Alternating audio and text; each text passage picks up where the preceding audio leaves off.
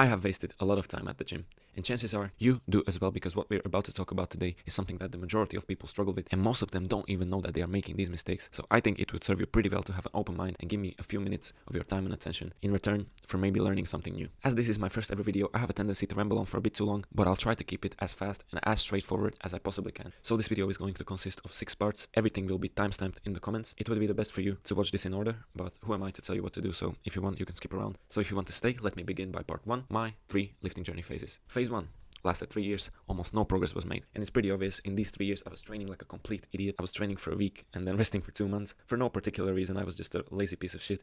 I also ate whatever I felt like, plus some protein bars, so I still felt better about myself. And I thought I was pretty sick, as you can see by the amount of pictures taken.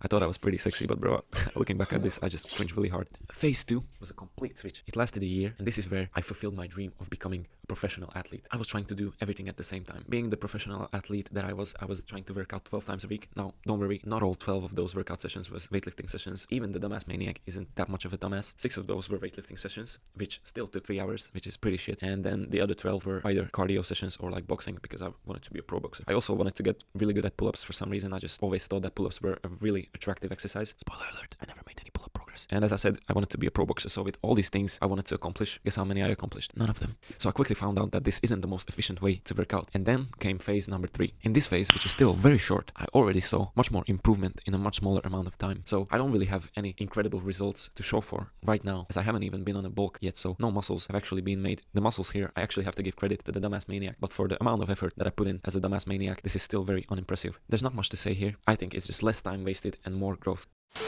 Why the dumbass maniac is so bad, you might be saying. So a lot more time is lost training this way than you might think. I even made a little bit of a timetable, so we can like talk about this in very brief detail. So let's say the dumbass maniac goes to the gym 6 times for 2 hours. That's 12 hours per week. In a span of 2 years, that's 100. In a span of 2 years, that's 12,000. In a span of 2 years, that is 1,248 hours. And that's disregarding all the cardio fucking shit and boxing I was doing, bro. That would have somewhere been around probably like 2,500 hours, bro. Now the semi-smart lifter, I would even decrease it, but to give you the benefit of the doubt, let's keep it at 5 hours a week. 520 hours, that's 728 hours less. If you put that in pure 24-hour day time, that's 30 fucking days, bro. Now, what can you do in fucking 30 fucking days? A lot of actual things. If you say, oh, I like going to the gym, I don't mind, bro. You would make way more gains, which you want to. And second of all, you could do all these extra things, which we will talk about. Read 104 books. Bro, reading 104 books would change your life, no doubt. I'm not even gonna dive deeper into this, because it's just literal facts. Learning a new language, bro. Assuming you're a semi-smart lifter, I think you would be probably really good at French after 728 hours. Walking 3,600 kilometers. Don't know why you would want to do that, but if you had the time, you could walk from LA to Chicago, or run from France to China. And assuming that you neglect your family relationships, just as I do, if you want to, you can hug your mom 260,000 times. Yeah, go for it, I guess. Make a lot of money, bro. You could be working 728 hours, assuming that you read 104 books and are making at least $100 an hour. That's, what, 72k? No, yeah, that's 72k, brother. Bro, you could buy a fucking nice car with that. And that was just the first point. The second one is actually that you make very little progress. This is a story. See, back in the beginning, we were talking about pull-ups. The dumbass maniac wanted to be really good at pull-ups. Now, guess what? He did probably thousands of pull-ups. He has not made progress for half a year. Every fucking day I was doing pull-ups, trying to be better. Weighted pull-ups, these kinds of pull-ups. No progress. And guess when I did And do you know when I did make some progress? When I stopped doing pull-ups. We switched gyms, there was much more fancy equipment, and I just liked doing those things. I was still a dumbass maniac training 3 hours, but less pull-ups. By the time I hopped back on the pull-up bar, try a new PR, I did 4 more. So I went from not being able to do more than 19 for 6 months. I always did like 14, 15, 16, to doing 24. I was doing the same thing over and over again, and I saw the charts in the weightlifting app not improving, and I didn't even assume that something is wrong. I was like, nah, I'm putting in so much effort, this will eventually get better. Insane, bro. But bro, Arnold said that he trained twice a day. Yes, bro. And are you Arnold? If yes, then holy fucking shit, bro. Arnold, thank you so much for watching this video. No, I'm just joking. No, that's not happening. Arnold is not watching this video, so it's just me and you. Hopefully you aren't taking any steroids, because if you are, then go ahead, train twice a day. But if you're not, that's not how your body works. So let's try and think about something that is actually more effective for our own bodies, because what I'm telling you sounds way less cooler than if I were to tell you that, oh, I train 3 times a day, I wake up in the middle of the night to drink a protein shake, and I'm gonna die in 5 years. But bro, if you actually do some research, you would find out that the body doesn't work that way. And I'm not telling you to not train hard. This is exactly the opposite. I'm telling you to train hard, but to also be smart about this, because training 5 hours a day will not benefit you in any shape or form form. You should absolutely fucking train hard, but be smart about this. And don't worry, you don't have to be smart about this. Just listen to the rest of this video. I've been putting in so much effort to make this whole fucking shit, so I will try to explain everything so that by the end of this, you get a clear picture and hopefully you can implement these things into your own day-to-day life. Okay, this is me from the future. Here, I found some of my actual insane workouts that I was doing, and this is just the pull-up section, so this wasn't even the other exercise. After this, after 17 sets of weighted pull-ups, I still went on and finished a 2-hour back workout, so as you can see, there was no progress being made. And here, when I stopped training like a dumbass, every single time when I hopped on the pull-up bar, progress was made. Now, progress like this will not continue forever, but at least in the amount of time that you spent training, you at least get some improvement. Whereas in this, I was training way more, and I did no improvement. Bro, 17 sets of weighted pull-ups. That probably took me like an hour just sitting under the pull-up bar, bro. That's depressing. Here's proof again of how stupid I was, and I never noticed the clues that life was giving me. I thought this was a mistake because my mom had like a measuring device. It was really expensive, and I was getting measurements like really frequently. In between these 2 weeks, I was training super hard and dieting super hard, eating clean, doing everything right except for overtraining. That's why I lost muscle mass in almost every single part of my body and even gained fat. So that was super depressing, and I never caught on. Only now, like 2 years later, I finally see that I was actually being really stupid. If I were to give you only one extremely important tip on how to make sure you're still making progress, is to track your lifts either through notes on your phone or a weightlifting app. I use this app. It's called the Strong app. It's not an affiliate link. It's just what I use. I'm sure there's multiple other apps. This one is really good. There's exercises on it, or you can make your own exercises. It's the best way because if you see over time that you're getting better, that's probably the best indicator that you're making actual progress and gaining muscle. So what has helped me? You should pay attention now, because this is the literal point of the video. There's so many noises. Motherfucker, just shut the fuck up. You know how anxious I get because of this shit? Bro, I live in a fucking basement. Why is there noise everywhere? So what helped me? Well, it all started with me watching YouTube. And in this one random YouTube video, which wasn't even about weightlifting, a guy mentioned that you should try and do 1 set per exercise on your next workout. And only on one workout. So I did that, and the whole point of this was to discover more of what your true failure is. Because I don't know if you've paid attention in the gym of how people train or how you train, perhaps. So many fucking times you just see these people doing the exercise, everything is fine, and then just stopping the exercise for no reason. No one was in danger. Probably didn't even hurt. The few people who go to the place where it hurts, that's actually pretty good, but there's still so much to do. So without me going too deep into this right now, that was the whole point of this experiment, if you can call it that. And it was supposed to be for just one workout. Like, okay, you do this, you sacrifice this one workout so that you have a better future. Now, I saw this as sacrificing the workout, but it was one of my best workouts for 2 reasons. I pushed way harder than ever before. Because imagine this. How would you train if you knew you had 20 minutes left? How would you approach each and every set that you sat down to do if you had 20 minutes or just one attempt of doing that? How many times have you been to the gym and you had 30 minutes to work out and it was one of your best workouts? You were even way more sore the next day, which I'm not saying being sore is the ultimate indicator of how well you worked out. Being sore could just mean that you did a new kind of movement that your body has not been used to. But what this does is it forces you to concentrate, direct all of your attention to one point, one set. And as we will explain later in the video, that's an extremely good way to work out. So from this day, I never worked out the same way. Sure, I still had the feeling of, oh, I could do more, 2 hours, 3 hours, shut the fuck up. So as I said, this was supposed to be for just one workout, but the way it felt was phenomenal. And I want to explain to you how you could implement this and especially use this on your next workout. If there's one thing you do, just try this out the next time you go to the gym. Even if you do it only once, I promise it will change the way you work out, because from now on you will forever know if you train hard or not, because you trained hard once and now you know more where your limits are. And that way, I think it will automatically decrease your volume, because if you train to failure, there's only so much you can do before your body stops functioning the right way. The fact that you will be way more likely to push yourself will change the way you progress forever. Because as we'll talk about later in the video, actually exerting effort is one of the most, if not the most important factors of actually changing the way you look and building muscle. And this way, if you do this tomorrow or the next time you go to the gym, you will automatically increase the level of effort you're exerting forever. And that might seem a bit sad and scary to know that you're going to absolutely push yourself. But after a few weeks, it will actually become so much more fun than whatever bullshit you were doing before this. I enjoy my workouts way more because it feels like I'm competing with myself, because I know I pushed myself to the limits last week, but yet I'm here and I can do a few more reps or increase the weight even more, and that's just such a good feeling of progress that you can accomplish with this. Shorter and more intense workouts will prove to you how strong you can be and how tough your mentality could be, and that's something that will seem so fun about this, and I think it will increase your motivation to the gym extremely. This is the way to make as much progress as possible and to get as strong as possible. Think about it. How are you going to get strong? If you divert your attention to 20 sets, or if you would focus on 4 or 5 sets and just really put everything into those on a weekly basis, allowing your body to get stronger in between those exercise bouts and just basically putting in so much effort for the exercises that you care about, resting, growing, putting it again.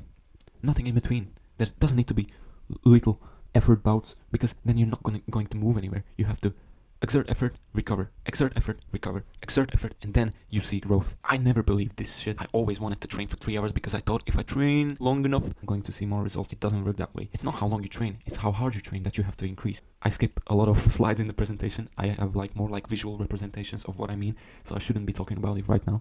I just got carried away, I'm sorry. So back to the point, what are the rules of this whole bullshit? There's not many, it's just 2 rules. The only rules of this is that you warm up, please, and then do the one working set and then get the fuck out and then move on to the next exercise. You can do more exercises if you really fucking love volume training. Do 8 exercises for your back. There's only so much you can do, and each set, like your mother's life, depends on it. The only rules. You can play around with the amount of reps. I find that lower reps is much better because, as you can see on this professional chart, the space that, like the black line on the end, would be like your complete muscular failure, and the space between the second last and the last line is much lower in the higher rep range, because you, even though you feel fatigued, you still can perform a little bit. It's like when you do 5 reps and do a 20 kg drop set, you can do more even though you reach failure. But I think the 5 rep range is still pretty good. That's where I would still argue to experiment with this. You can stick to more sets per exercise if you change it up like this. That's how I do it. Always on the first compound exercise, I do 2 sets, one heavy and one lighter. But is that not too little volume? Are you going to be able to make progress in that short amount of time and volume? Of course, if you try this out in real life and train the fucking way I'm explaining and wanting you to, and there will be video representation further down the line so you can compare your training style to what I'm trying to tell to you, you will actually realize that by the time you got to the 3rd exercise, your skin feels like it's about to pop, and you will reach the pinnacle of the bell curve much faster than the way you trained before. And to go further down, I think that's just a waste of time. Because think about it, how the fuck are you going to make the muscle go from this to this? I think the muscles growing are essentially your body preparing and adapting to the ways you used those muscles before, so that they are better prepared for next time. And of course, this is the biggest bro science bullshit that you've ever heard. Of course, there's the fibers tearing apart and building, but when it comes down to all the bullshit, the way you build more muscle is showing your body that it would need to put on more muscle, because it barely survived the last time that the muscle was used because it was so intense. We can visualize this in a quick story that I put together. So imagine yourself in this situation. We've all been here before, or if you've never done pull-ups, you've not been here before. So you're doing pull-ups intensely. You want to hit a new PR. So you're hanging on for dear life. Now, you know you're in no particular danger. Of course, it's kind of intense. It hurts. You want to do a new record. You feel weak. But to your brain, to the really stupid part of your brain, I think it might just seem like you're in this kind of position. Now, before you click off the fucking video, let me just quickly further elaborate. Now, how you got into this situation? Well, you were picking up blueberries. Imagine this is 10,000 years ago, just picking up blueberries for you to snack on. But then there's a bear going by. Now, schools weren't a thing back then, so you don't really know how to navigate this situation. So what do? You start fucking running for your life. To the bear, you are a moving object, so instinctively, it just starts running after you. Then you see a tree, you think jumping over it will get your life saved, so you start running, focus all your energy on the jump, boom, you jumped over it, and you think you're safe. You look back, the bear jumps over it with no problem. There's no more forest, no other place to hide. So you see this mountain, you start running up the mountain, your quads are fucked, your calves are fucked. This is the most intense exercise you've ever done in your life because the stakes are high. You push through the pain because you have no other choice. You run up the mountain and holy shit, how can I be this shit at speaking? You run up the mountain and you realize this was the biggest mistake you could have done, because in open space, the bear has no problem catching up to you. Luckily, there's a stream. Again, you run up, focus all your attention to exert as much effort for you to survive, essentially, you jumping over the fucking stream. Now, this time, you think you've absolutely made it and there's no chance the bear is following you anymore. Now, the bear doesn't give a fuck. It just runs through the water like it's nothing. You're up the mountain and you're losing all kinds of hope. There's nowhere to hide, nowhere to run. There's only one option. You see a cliff. Now you look back, the bear is approaching very quickly, and there's only 2 options. You either go for it, actually 3 options. You go for the jump, you die from falling down the mountain, or you die by the bear eating you. So you approach the cliff, focus all your attention on the one jump, and go for it. But this time, it wasn't enough. You land in a familiar position. You focus all your energy to your lats and just give it your all and try to save your life. Luckily, you had just about enough energy for you to survive and pull yourself up with not the greatest form, but it got the job done. You enjoy that you get to live another day while the bear is angry at you. Now, what does all this bullshit have to do with building muscle? Well, I think, and this is a very stupid way to explain this, but I think if this guy were to do this on a weekly basis, I think definitely he will be way more muscular in the long term. Now, I don't think this guy or you want to do this on a regular basis, at least not that way, but we can represent this by training intensely so that your stupid part of the brain thinks you're in a situation like this. Because if you're doing pull-ups and your fingers are almost slipping off because it's so hard, it's so intense that your body feels like it needs to adapt. It feels like it needs to prepare better next time. And guess what? If you do this to your new potential next time, and next time, and next time, you just keep building more muscle. This is just fucking insane bro science. You should push yourself as much as your body has never seen before, so it has the motivation. Now your muscles don't have motivation of course. But imagine if it had the motivation, or you increase the motivation to transfer all the nutrients and shit you eat and all the energy into building more muscle. Because your body will not keep improving over the long term if the intensity stays low. That's why newbie gains are made, because the intensity at the beginning matches your body's true potential, so you make some progress. But if you keep the intensity at the same level, you're never going to make more progress. Sure, even if you kept on training in the same intensity for 10 years, you might make some progress and your structure of the muscles might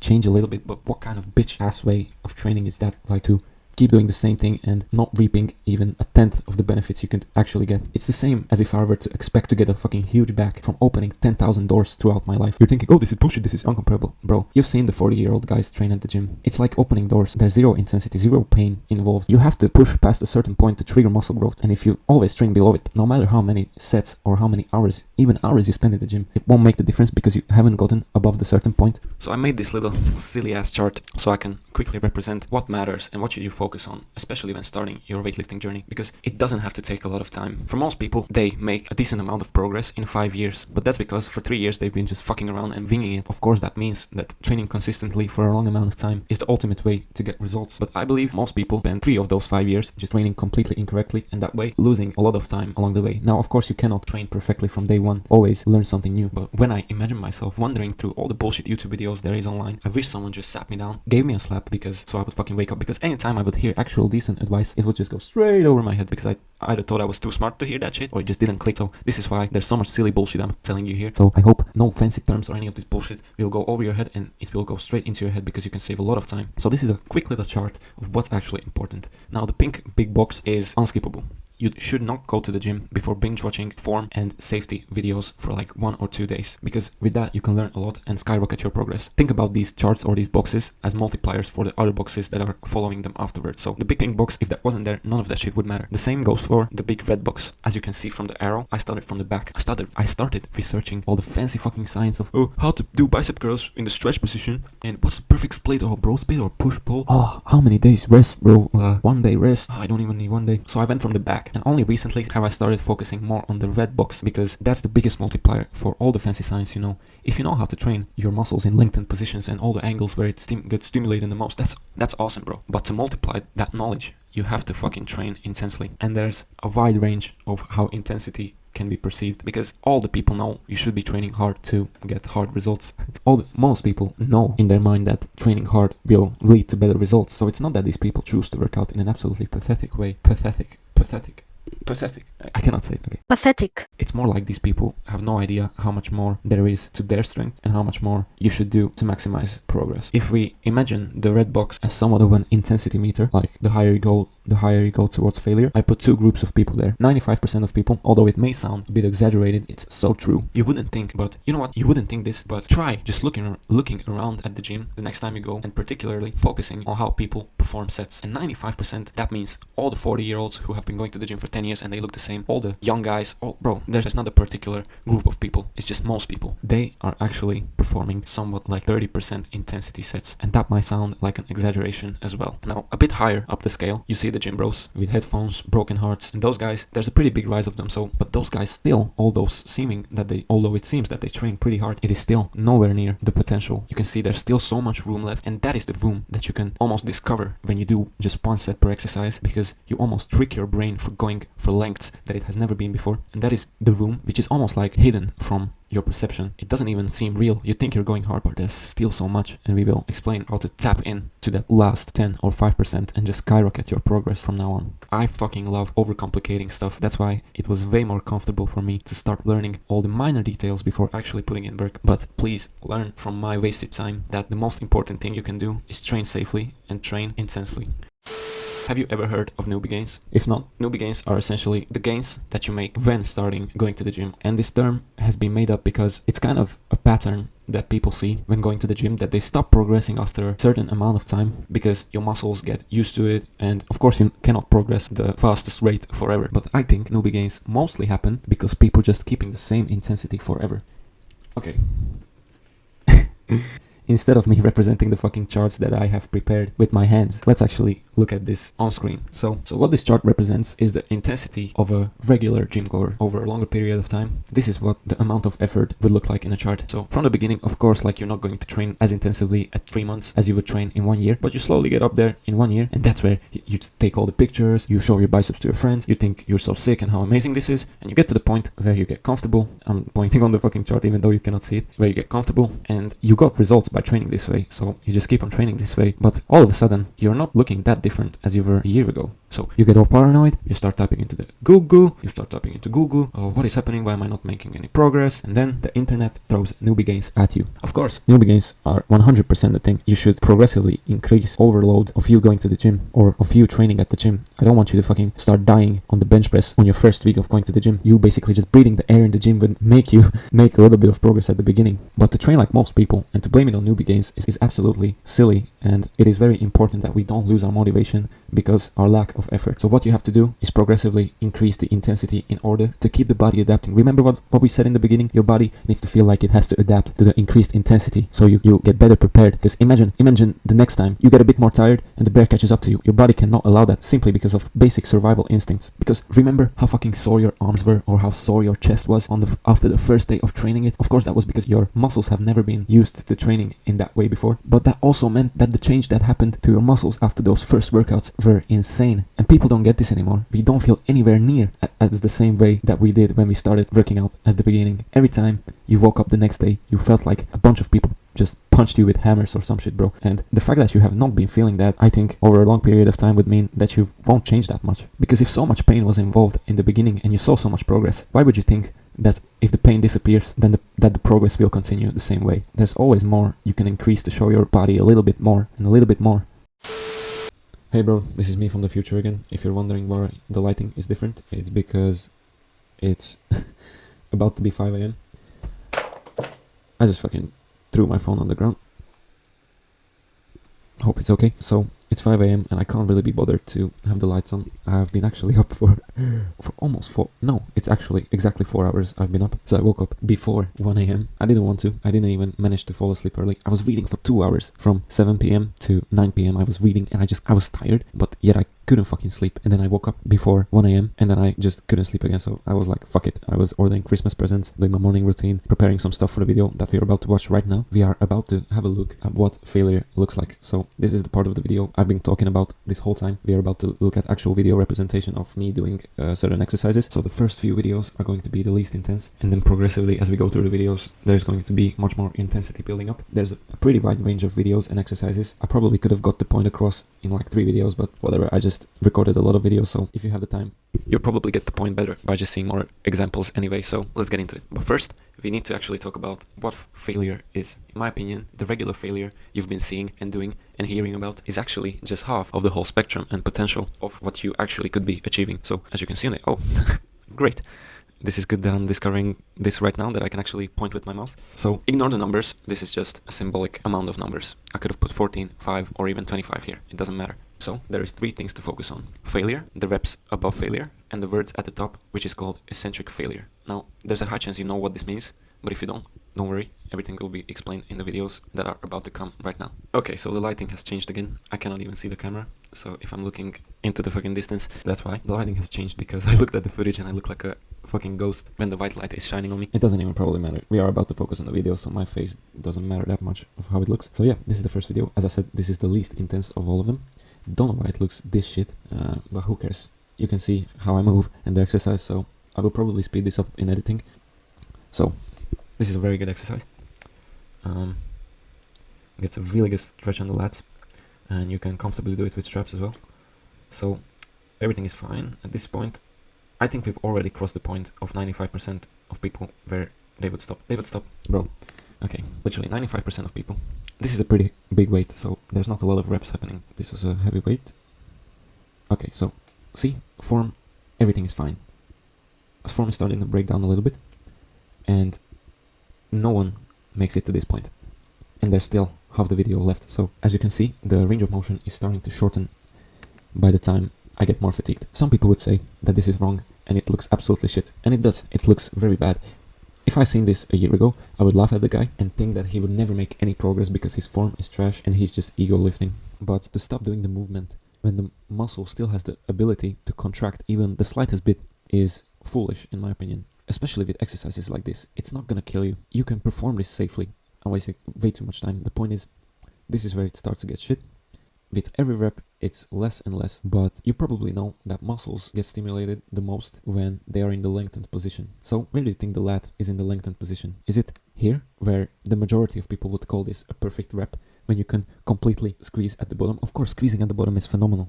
It's awesome. But once you cannot squeeze at the bottom, there's still like 1 minute of time under tension left, which you can perform. And, bro, honestly, I feel the biggest burn when the reps start getting shittier, because I'm only moving at the stretch range of the motion. Bro, even if the only thing I can perform is like literal like partials like this, the lat muscle is still working. Even the fact that it's just like stabilizing the weight is still valuable.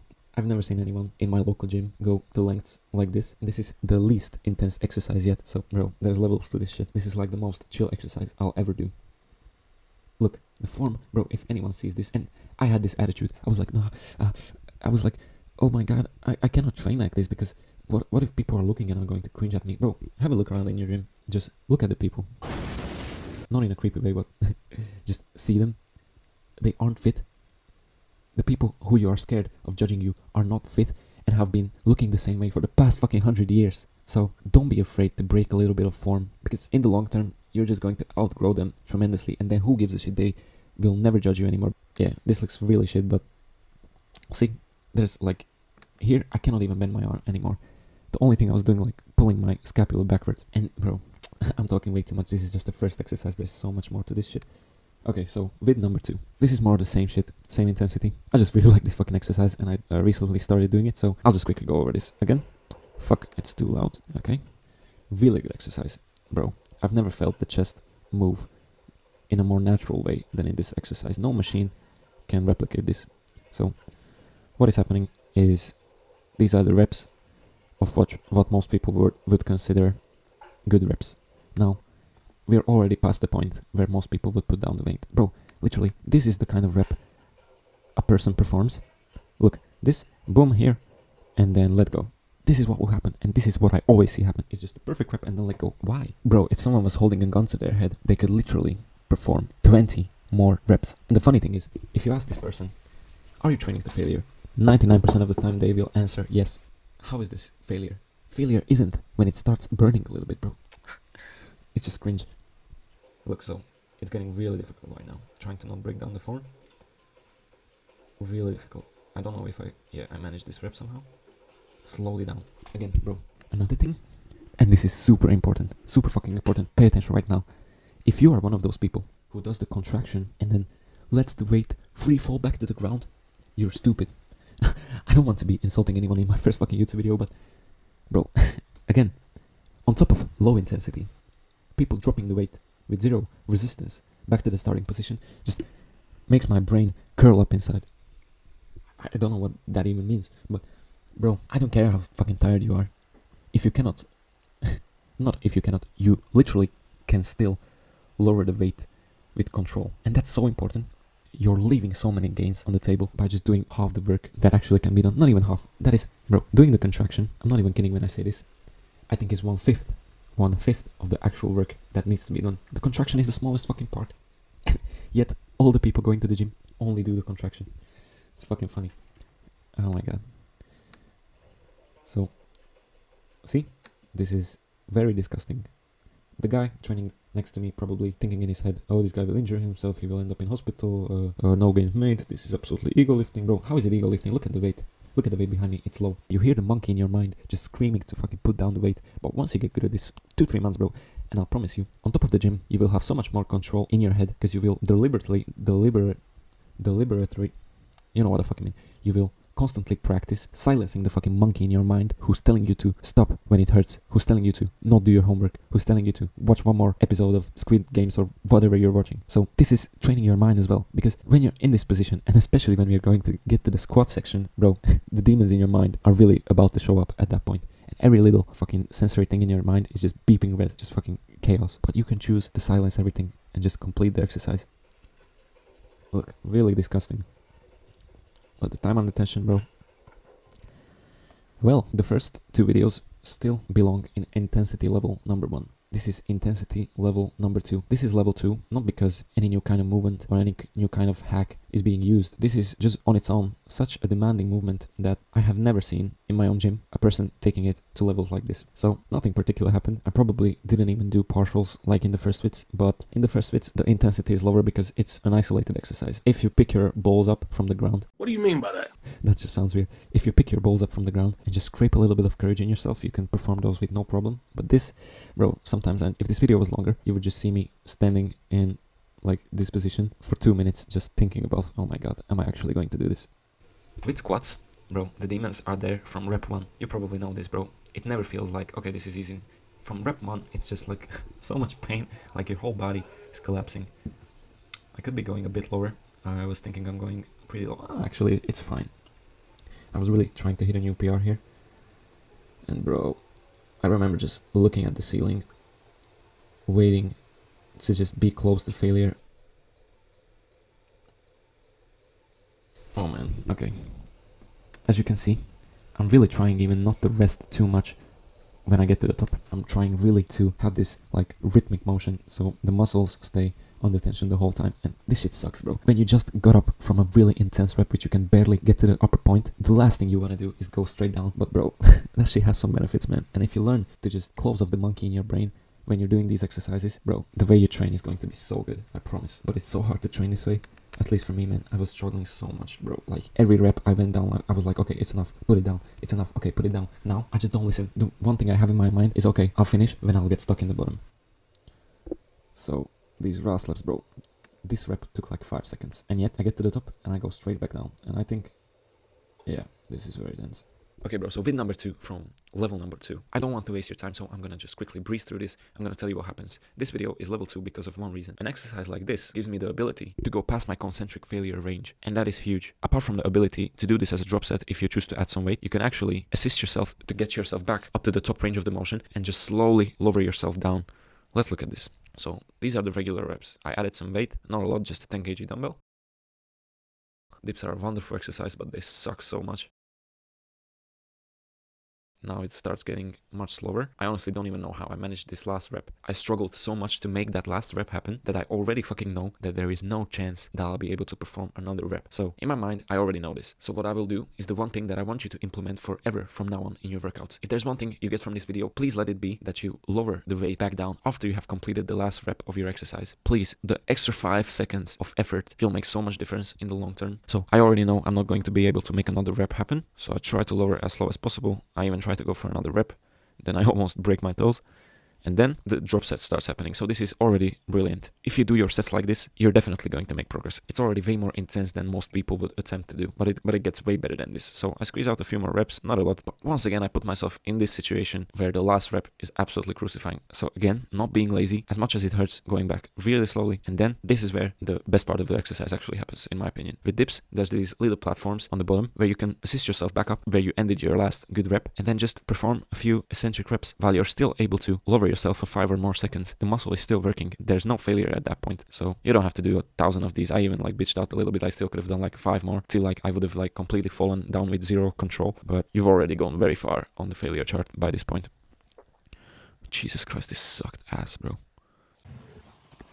You know what I realized while editing this video? When I was talking about the dips, I said I bitched out at the end and that you don't have to do 1,000 of the eccentric reps. And I think that correlates with the whole thing that people say that you actually don't have to go to failure and that you make more gains when you don't go to absolute failure. And I think people took this the completely wrong way because they are stopping 55 reps before actual failure, 10 reps before concentric failure, which is absolutely mind-blowing. And then everyone disregards the eccentric reps. That's where failure is. So I actually kind of agree with that advice that going to absolute failure isn't really required, because do you know what actual failure would look like? Bro, you'd be doing the dips and then you would pass out. That's failure, bro.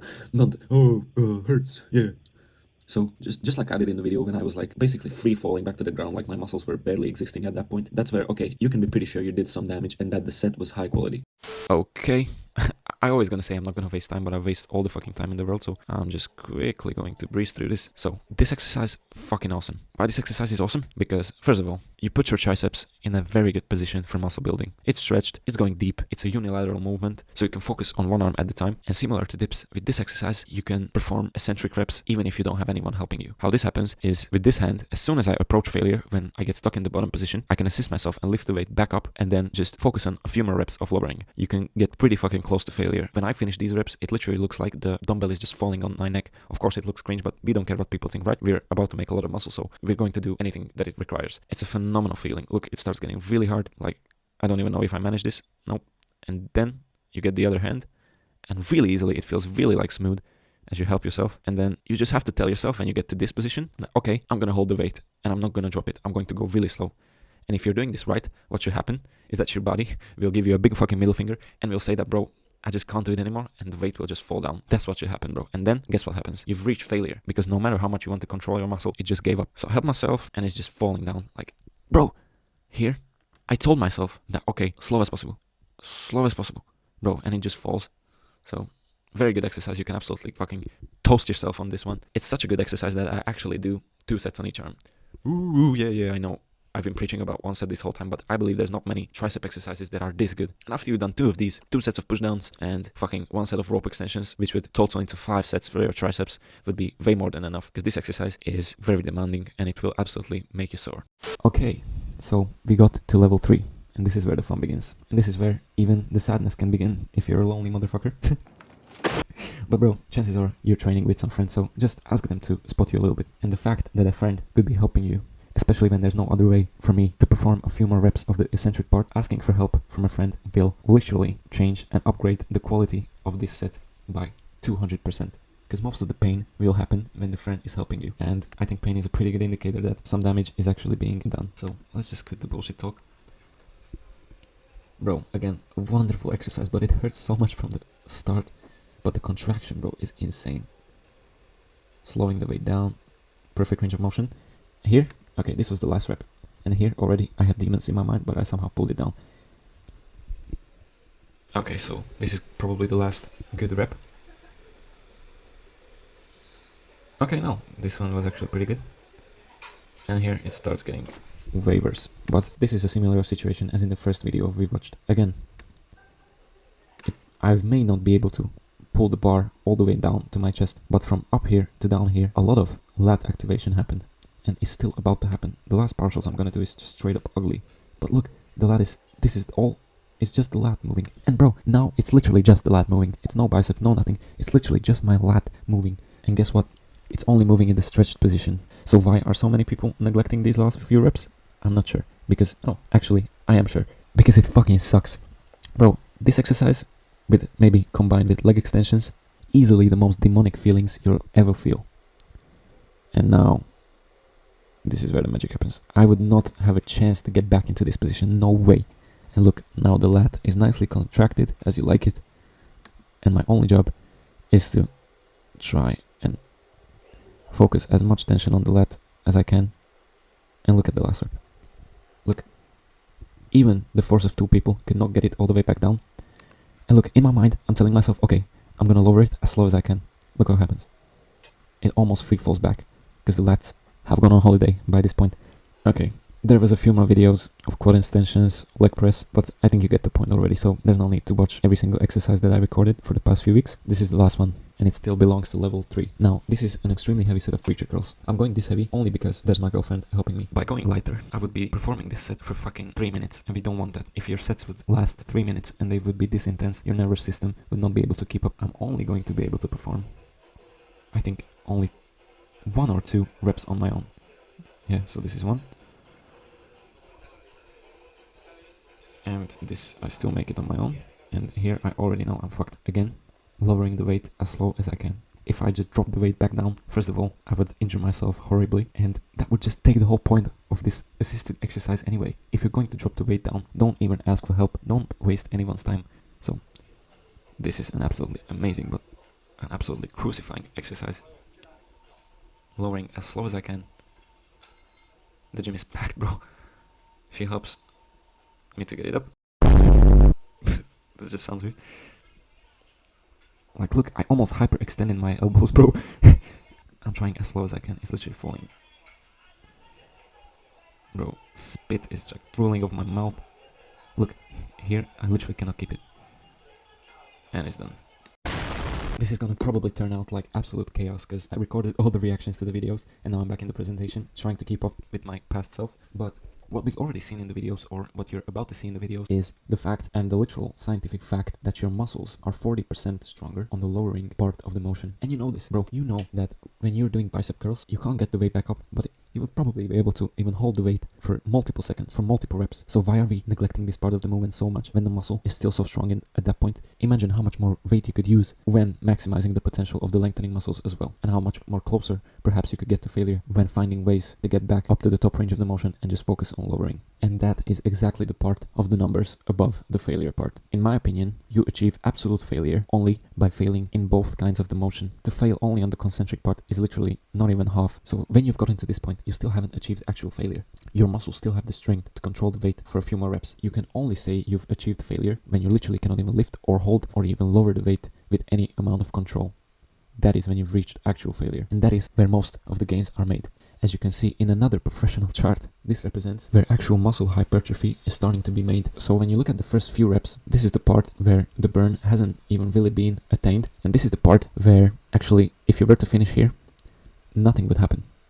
If you were to finish here, and this could be 8 reps for someone, again, I'm using an imaginary amount of reps, this could be 8, but if this would be 8, this would be 28. So if you were to stop here, even if you were to do 25 sets in that workout, nothing will happen because you haven't gotten past the point where actual muscle damage is being made.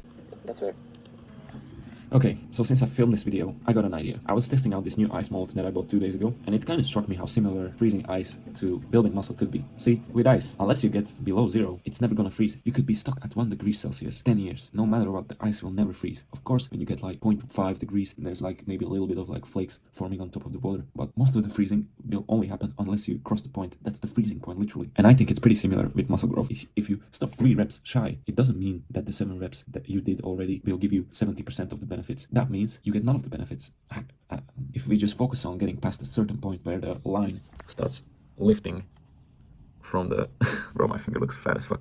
When the line starts like lifting, if all the time we get past that point, we will be making muscle. No matter how many times you put ice in a 1 degree environment, it's never gonna freeze. Even if the wind blows, even if whatever, it's never gonna freeze. So that's just something that I came up with. When it starts burning, that's where, okay, if you stop here, you've done a little bit of damage. You can see this little creek. And now all the guys who will try to defend not training to failure will start putting at this and saying, oh yes, see, so you can make gains not training to failure. Yes, but is your dick that small, bro? Is this all what you're aiming for? This little creek of gain? Bro, if you just look a bit further, there's a really large...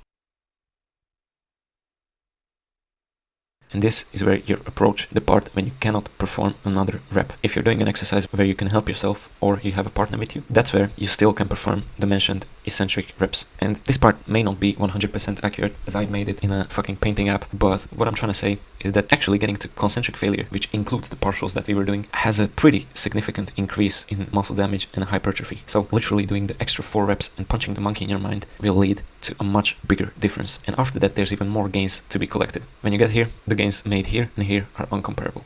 So here's the 2 groups of people. I put 95% of people on a really like larger scale to give them the benefit of the doubt. The best kind of people out of the whole majority at least get to the point where it hurts. And that's why some of them actually over a long period of time make some actual progress. But after the yellow circle closes, that's when the most exponential growth begins. And yet no one comes here. There's one very, very important thing that I have to say here. The higher up you go on the failure chart, which means on the eccentric chart, because the least you have to go is the concentric failure. There's no debate about that. If you want to debate about that, click off the video and go train another 20 years without seeing any progress. That's the least. So the higher up you move in the eccentric reps, essentially, if there's more sets that someone is helping you, then that actually means that the less you have to train. If there is someone available at all times to help you, bro, to be honest, I think 3 sets like that would be enough and you could go home, because training that way is super demanding on your central nervous system. I personally don't do all of my sets assisted. Sometimes I don't want to waste time or I'm just training alone. That's when I do more sets to compensate for the lack of intensity. But if I have assistance for the majority of my sets, bro, I finish super early. I literally do just 1 set of each, 1 set of bicep curls or whatever. You can do this with any exercise, even with the bench press. Someone can lift the weight up for you and just lower it down. So the more intense you go, the less sets you should do. And you should be the judge of this and feel on your own body how you feel after these sets and adjust accordingly.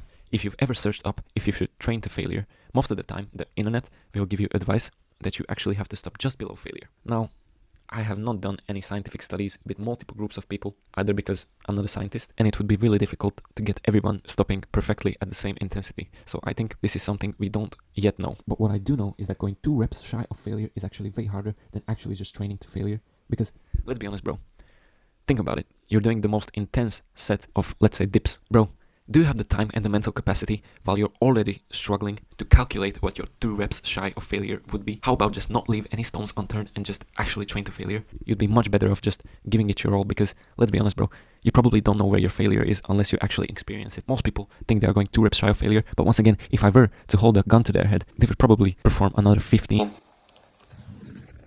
Yeah, we've already talked about this. So, shut the fuck up. Unless you've been training at the gym for fucking 20 years, then you shouldn't follow this advice. Bro, because you don't deserve to give yourself the pleasure of stopping 2 reps shy of failure. The first reason, we've already said that you have no idea, especially when under so much pressure of performing a really hard set. And bro, even if the gains decreased a little bit at failure, you'll still be better off just going to actual failure than to stop 10 reps shy of failure. Because that's what you're doing when you're saying you're stopping 2 reps shy. And I guarantee this, bro, 2 reps shy is actually when you're shaking and you literally feel like you're about to pass out. When you've been consistently going to the gym for 20 fucking years and you're experienced as fuck, then okay, go ahead, use this tip. Then you've probably gained the knowledge to know when to stop. But until then, bro, just stop coping and stop finding excuses to not reach the intensity that actually matters. Do you know who this is? His name is Tom Platz. Quickly open another tab, search up Tom Platz legendary leg day.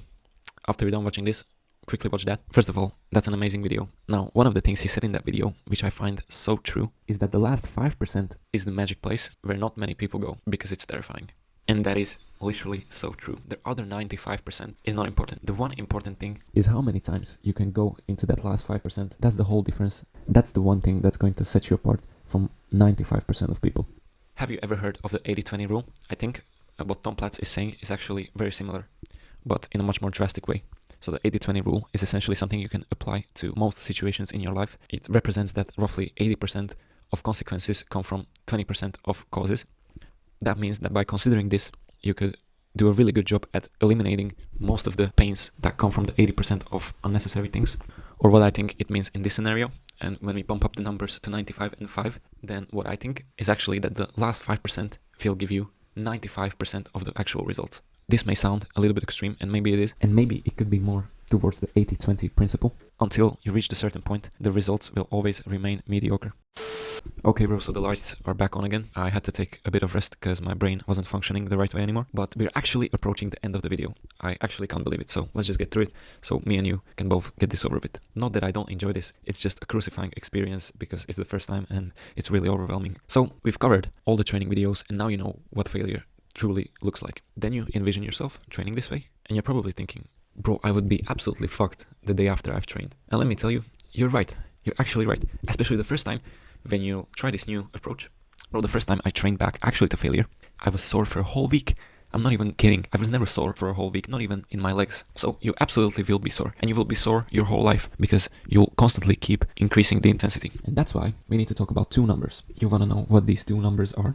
The 200% represents how much you can increase the strength of your body from starting from point 0 to your potential. The 50% means that you can only increase the rate you recover by 50%. So by training this intensely and increasing your strength dramatically, you should either decrease or maybe keep the same level of training volume. I'd say decrease because you've been training like a bitch and you've already been fatigued. So now that you're going to actually be training, the volume will have to drop significantly because resting in between effort bouts and workouts is literally as important as the training itself.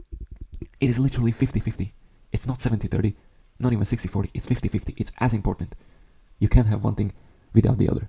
And that's why you don't train 12 hours a week. You would look at me and think I'm actually kind of stupid if I told you I trained 12 hours yesterday or that I train 12 hours every day. Because you already know that that's not how it works. You just cannot be training more and gaining more. What we instead should be focused on, which we've talked about already countless times, is increasing the quality of the sets rather than the time spent in the gym.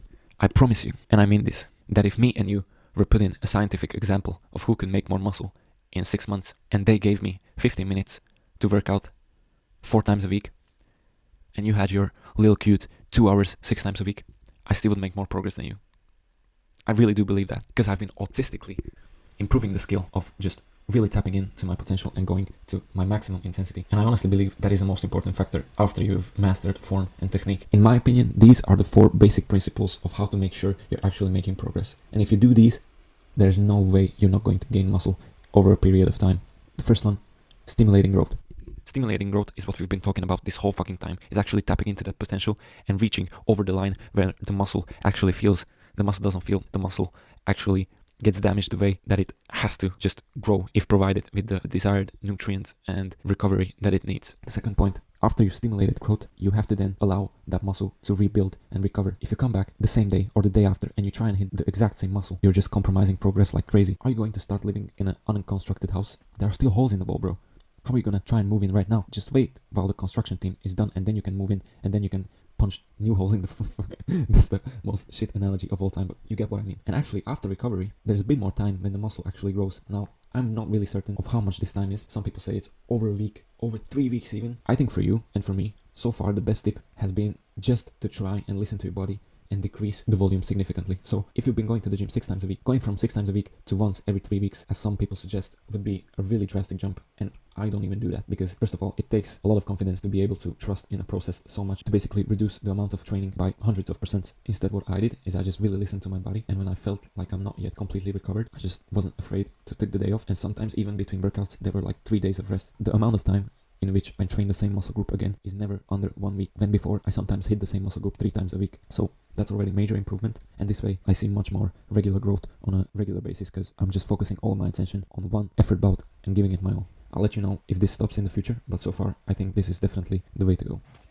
Okay, so since this video is taking ages to make, I actually got some results to show for what I'm preaching. So I've started booking somewhere around where I started making this video. And that's where the pictures in the beginning in the semi-smart lifter category were shown. And that's where I was at my lowest weight. Now I've gained a lot of weight, a lot of which is fat. I'll throw up some stats from my scale right here. As you can see, a lot of muscle mass has been building up. I mean, that's not that impressive considering bulking up will mostly result in muscle gain. But to be 4 years into my lifting journey, if you can call it that, gaining this much muscle in a short amount of time, first of all, I never remember changing this fast ever before, even though before I had newbie gains to boost my progress. That's one thing. And the other thing, here's some charts from the weightlifting app. Every single time, bro, I go to the gym, I make new PRs on every single exercise. How the fuck is that even possible? This has never happened before. I'm going to the gym way less. I'm spending way less time in the gym. The only thing I'm doing is focusing on each and every set like my mother's life depends on it. And I don't even do a lot of sets. I do like 5 for muscle group, bro. But each of those 5 is fucking high quality. And that's how you gain so much strength and muscle, because you're focusing.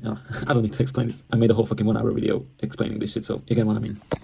Now, to maximize all these 3 steps, you of course have to sleep really well and just eat quality foods and eat in a surplus if your goal is to gain muscle. Track your progress, so then you can adjust either how much you eat, how much you train. Everything should be tracked for you to really know your own body and be able to adjust accordingly. After you see improvement on a regular basis, then you can trust the process and keep doing it until you plateau again, and then make the next adjustments. This is the ideal scenario of how you would be increasing the intensity of your trainings over a longer period of time. I'm not going to spend too much time on this because it's pretty self-explanatory.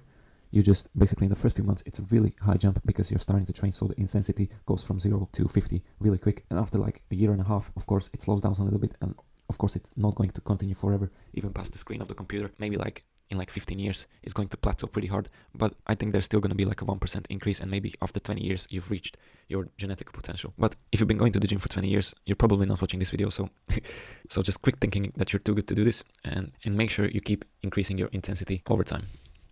On the other hand, this is how your time spent in the gym should increase. Of course, in the first few months, I think probably 10 or 20 minutes of weight training is enough for you to make progress, honestly.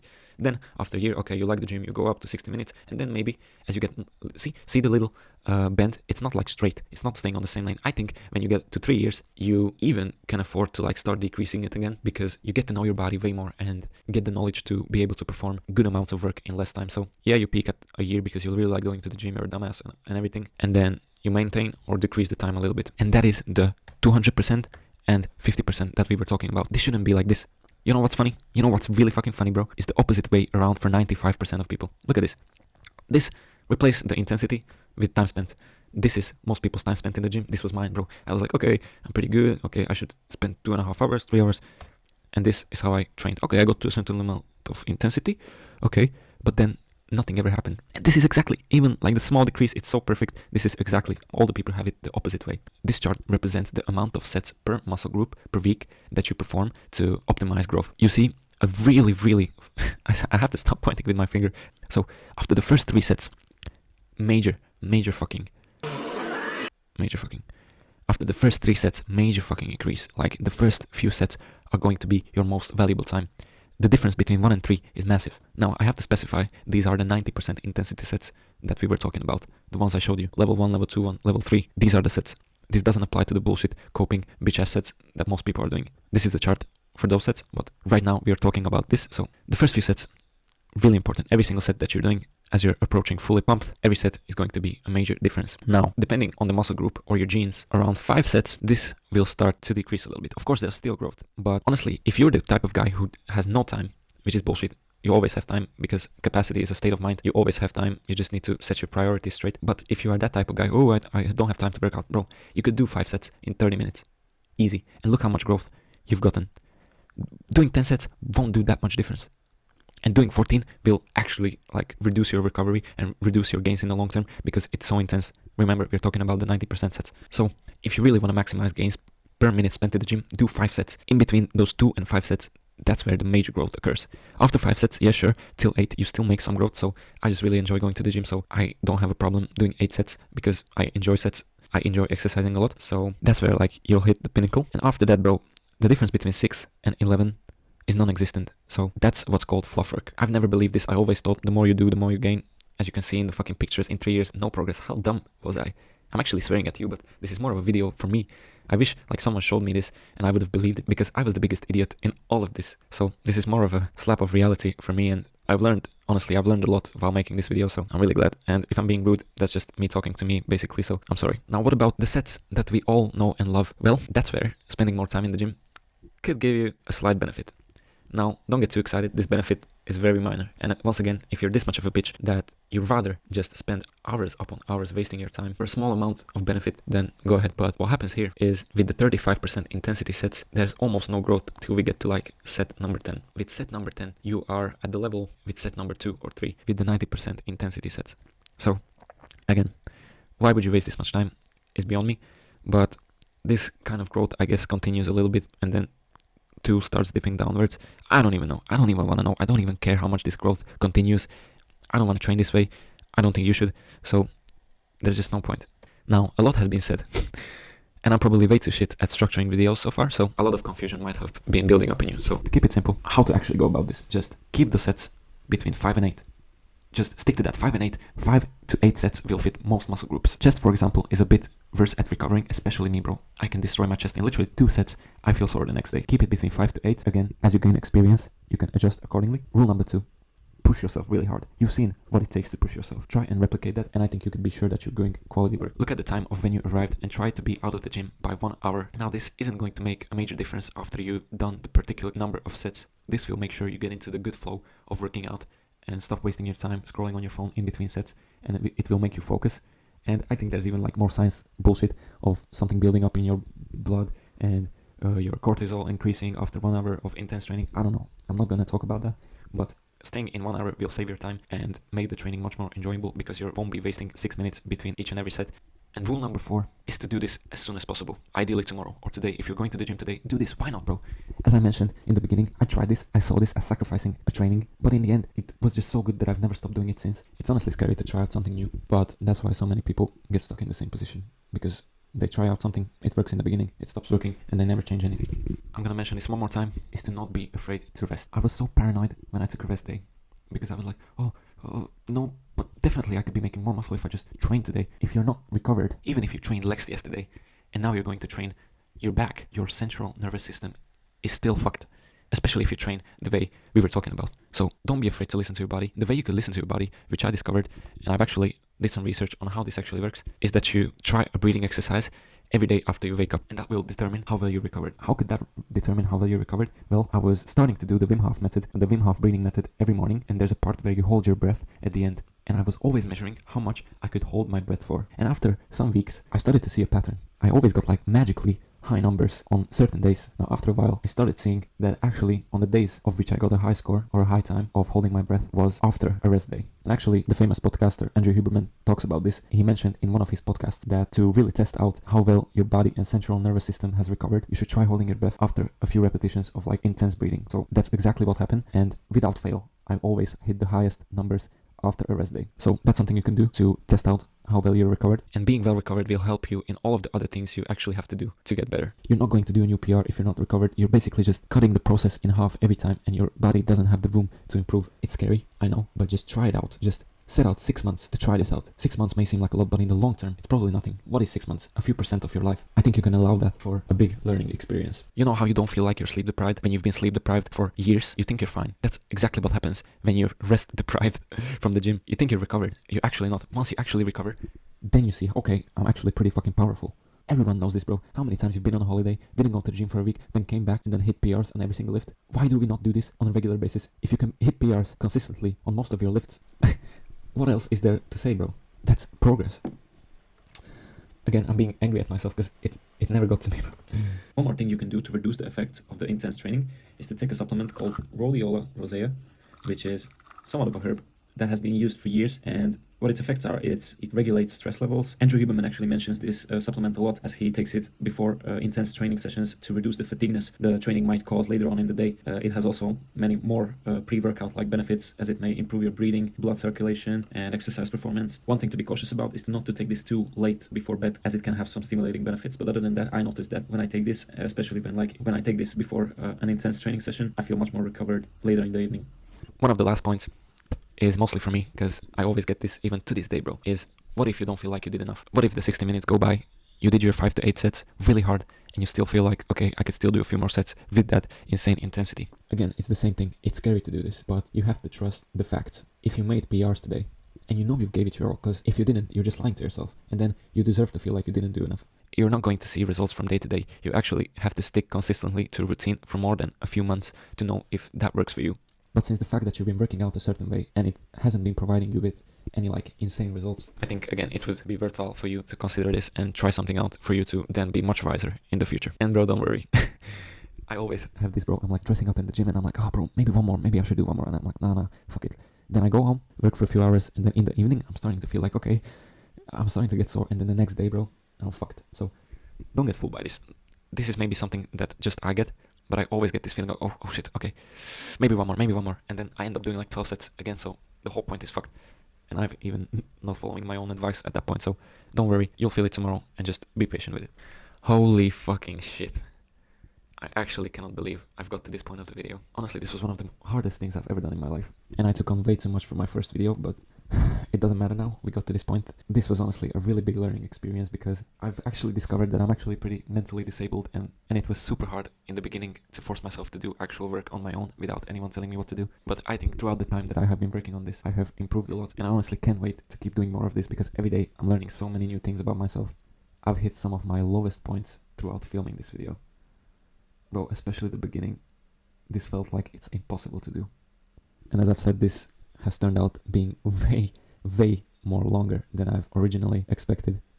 And I don't expect anyone to be watching at this point, but if you are, just put a double H in the comments and I'll heart your comment, and that would be a really awesome zero cost way of supporting this video. And if you have some advice for me, you can go ahead and insult me in the comments. I'd really appreciate any kind of interaction, honestly. I'm not expecting anyone to see this, but if you truly see this, please say hi in the comments. That would mean the most to me, and it would give me so much motivation to get back as soon as possible and to try to improve as fast as I possibly can. So before I end this video, this information is not new at all. I don't know if you know who this is. His name is Mike Manser, and honestly, all I've been saying is most of what he's been preaching decades ago. I've said nothing new. I'm just someone who really found value in what he's saying, and I think he was really one of the smartest people in the weightlifting industry. He has many books on this topic, which go probably way more in detail than I have done in this video, and I'm yet to read any of his books, but I'm soon planning on doing so. I'm not claiming this is my knowledge, I'm just trying this out, and I'm really seeing this working for me, so all the credit goes to Mike Manser. So that is it, bro. I'm saying that is it, even though the video is fucking 1 hour long. I'm so sorry. I hope you found at least a little